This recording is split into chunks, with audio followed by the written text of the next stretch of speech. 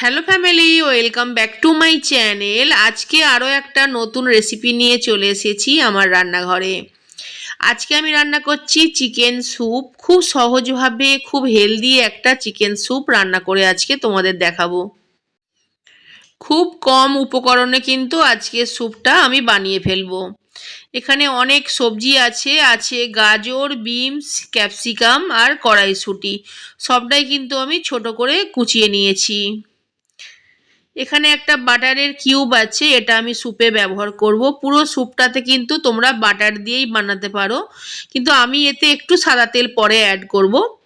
Chicken নিয়েছি, চিকেনটা আমি হাড়ের সাথেই নিয়েছি। নর্মাল অ্যাকচুয়ালি ফ্রিজে যেরকম ছিল আর কি, মাংসের ঝোল খাওয়ার যে চিকেনের সাইজটা আর কি, সেই সাইজটাই আজকে আমি রান্নায় ব্যবহার করব। তোমরা চাইলে চিকেন কিমাও এতে ব্যবহার করতে পারো, বা এই চিকেনটাকেই না তোমরা আলাদা করে সেদ্ধ করে নিয়ে এর জলটাও স্যুপে ব্যবহার করতে পারো, আর চিকেনটাও ছাড়িয়ে কিন্তু ছোট ছোট করে স্যুপে ব্যবহার করতে পারো, কিন্তু আমি এটা গোটাই ব্যবহার করব।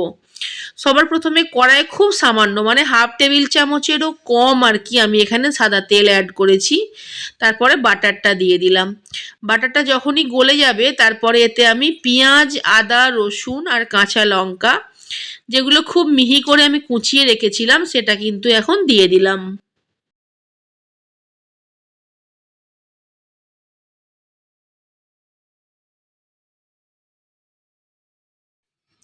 এগুলো কিন্তু আমি একদম লাল করে ভাজবো না, হালকা একটু বাটারে নাড়াচাড়া করে নেব, তারপরে এতে আমি সবজিগুলো দিয়ে দেব। সবজিগুলো দেওয়ার পরেও কিন্তু যে অনেক ভাজবো আমি সেটাও নয়, কারণ স্যুপে না কোনো সবজি কিন্তু বেশি ভাজতে লাগে না। হালকা একটু বাটারে নাড়াচাড়া করে নিলেই না খুব সুন্দর একটা টেস্ট আসে।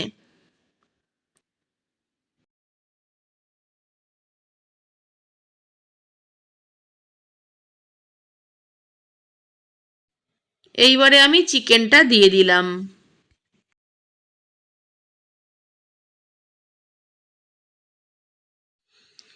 চিকেনটা একটু নাড়াচাড়া করে নিয়েছি সবজির সাথে। এইবারে এতে আমি পরিমাণ মতো জল দিয়ে দেবো। জলের পরিমাণটা কিন্তু অনেকটাই লাগবে। এখানে আমি ঝালের জন্য কাঁচা লঙ্কা কুচি ব্যবহার করেছি। তোমরা চাইলে এখানে শুধু গোলমরিচ গুঁড়ো ব্যবহার করতে পারো, আবার গোলমরিচ গুঁড়ো আর কাঁচা লঙ্কা দুটোই অল্প পরিমাণও ব্যবহার করতে পারো, মানে দুটোই একসাথে দিতে পারো। অ্যাকচুয়ালি গোলমরিচের গন্ধটা আমার খুব একটা পছন্দ নয়, তো যার জন্য আমি ঝালের জন্য এখানে কাঁচা লঙ্কা অ্যাড করেছি। নর্মালি স্যুপে কিন্তু গোলমরিচ গুঁড়োর ঝালটাই যায়। যাই হোক, পরিমাণ মতো নুন দিয়ে দিলাম।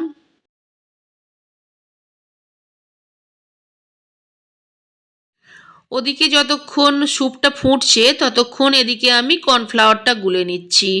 এখানে আমি 1.5 টেবিল চামচ পরিমাণ কর্নফ্লাওয়ার দিচ্ছি। তোমরা চাইলে একটু বেশিও দিতে পারো, বা এর থেকে কমও দিতে পারো। তার কারণ অনেকেই আছে স্যুপ একটু পাতলা পছন্দ করে, অনেকে মিডিয়াম পছন্দ করে, অনেকে একটু ঘন পছন্দ করে। তো এই যে ঘনত্বটা, এটা তোমরা তোমাদের পছন্দ হিসাবে করে নিও, কর্নফ্লাওয়ারটা কম বেশি করলেই হয়ে যাবে।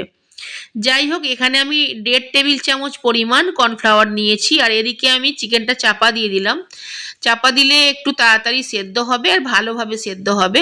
তো গ্যাসটা কিন্তু স্লো করে দিয়েছি ঢাকনা দিয়ে। তো কর্নফ্লাওয়ারেতেই না আমি দিয়ে দিলাম এখানে ভিনিগার। ভিনিগার দিলাম 1 টেবিল চামচ পরিমাণ। সয়া সসও দিলাম 1 টেবিল চামচ পরিমাণ। যে কোনো রান্নায় যখন, আচ্ছা এখন কিন্তু আমি সামান্য একটু চিনি দিয়ে দিলাম, খুবই সামান্য চিনি দিলাম। এমন নয় যে মিষ্টি হয়ে যাবে চিনি দিলে আর কি। চিনি দিলে টেস্ট ব্যালেন্স করে। তোমরা চাইলে কিন্তু চিনিটা নাও দিতে পারো, আমার পছন্দ সেই জন্য আমি কিন্তু দিয়েছি। খুবই সামান্য দিয়েছি, কয়েকটা দানা দিয়েছি আর কি। টেস্ট অ্যাকচুয়ালি খুব ভালো আসে। অনেক রান্না আছে যেখানে চিনির জন্য কিন্তু টেস্ট আরও ভালো আসে। ট্রাই করো, সব রান্নায় নয়, কিছু কিছু রান্নায় আছে। যাই হোক, আর সয়া সস যে কোনো রান্নায় যখন ব্যবহার করবে সেখানে কিন্তু নুনের পরিমাণটা খেয়াল রাখতে হবে, কারণ সয়া সসে নয় অনেকটা পরিমাণ নুন থাকে। যেই রান্নায় সয়া সস অ্যাড করবে সেই রান্নায় কিন্তু আলাদা করে যে নুনটা ব্যবহার করো সেটা একটু কম দিও। যাই হোক, এখানে চিকেন আর সবজি খুব সুন্দরভাবে সেদ্ধ হয়ে গেছে। ঢাকনাটা আমি খুলে নিয়েছি। এইবারে যে কর্নফ্লাওয়ারটা আমি গুলে রেখেছিলাম সয়া সস আর ভিনিগারের সাথে, সেটা এতে মিশিয়ে দিলাম। কালারটা দেখছো খুব সুন্দর হয়ে গেছে, মানে চেঞ্জ হয়ে গেছে, সয়া সসের কালার চলে এসেছে আর খুব সুন্দর একটা গন্ধও বেরিয়েছে, চাইনিজ একটা ফ্লেভার বেরিয়েছে সসের কারণে। যাই হোক, এটা ঠান্ডা হওয়ার পর আরেকটু ঘন হয়ে যাবে, এটা পুরোপুরি রেডি হয়ে গেছে। একটু ফুটিয়ে নিলাম হাই ফ্লেমে আর কি, তারপরে গ্যাসটা আমি বন্ধ করে দেব। আর ওপর থেকে দেখছো একটা তেল ছেড়েছে, ওটা কিন্তু চিকেনের তেল, মানে চিকেনের নিজস্ব তো একটা তেল আছে না, তো সেটাই আর কি ছেড়েছে। যাই হোক, এটা রেডি হয়ে গেছে, এটা আমি বাটিতে নিয়ে নেব।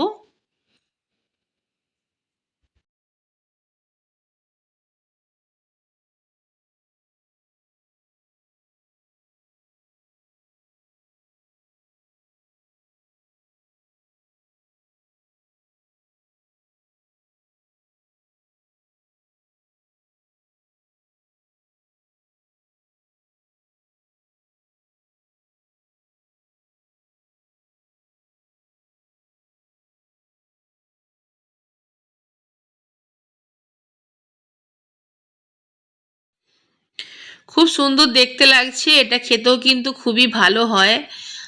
আর চাইনিজ তো, চাইনিজ একটা স্যুপের টেস্ট সবসময়ের জন্যই আলাদা হয়। বাড়িতে অবশ্যই ট্রাই করো গাইস, আর কীরকম লাগলো সেটা আমায় জানিও, খারাপ লাগলেও জানিও, ভালো লাগলেও জানিও। যদি কিছু ভুল থাকে আমার রেসিপিতে বা আমার পুরো ভিডিওতে, সেটাও আমায় কমেন্ট করে জানিও, কারণ গাইস তোমরা ছাড়া কিন্তু এই জায়গায় আমাদের মতো ব্লগারদের কোনো ভ্যালু নেই। তো যাই হোক, খুব ভালো হয়েছে, কারণ আমি এটা পরে নিজেও খেয়েছিলাম, খুবই ভালো হয়েছে। আর সব থেকে বড় কথা, ভীষণ হেলদি একটা স্যুপ আর কি। আর এক বাটি খেলেই কিন্তু পেটটা অনেকটা ভরে যাবে।